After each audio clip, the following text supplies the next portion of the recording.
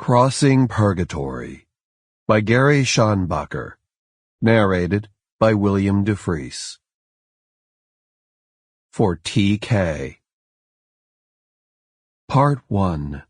Leaving Deep Woods, 1858. Chapter 1. Thompson Grey quit his farm in Deep Woods, Indiana, on the 20th of May in 1858.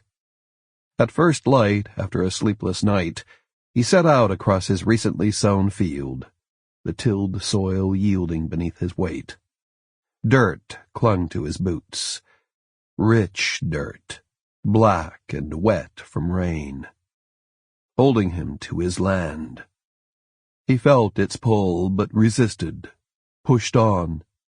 Once beyond the field and onto the road, he looked back the one time only.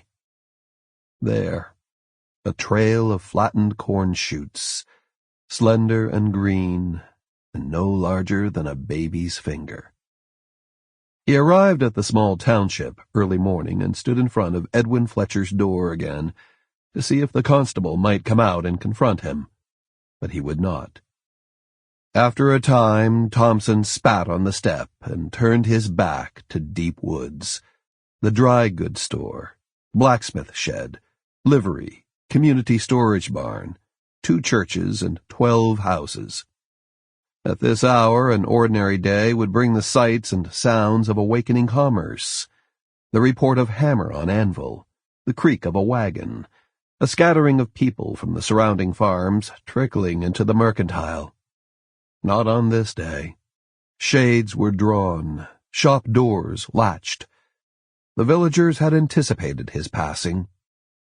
When he'd been gone half an hour, the shutter on Edwin Fletcher's front window inched open, and after another few minutes he stepped tentatively from his front stoop and squinted into the distance. He remained close by his entrance, as might a groundhog hugged tight to its burrow until certain the fox had passed. And then the bellows from the livery sent up a black column.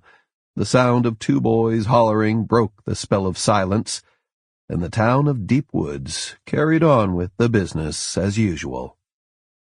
Thompson Grey left the washboard road after 6 miles, cutting across country to the west. He had no destination in mind other than general direction, westward, away from civilization.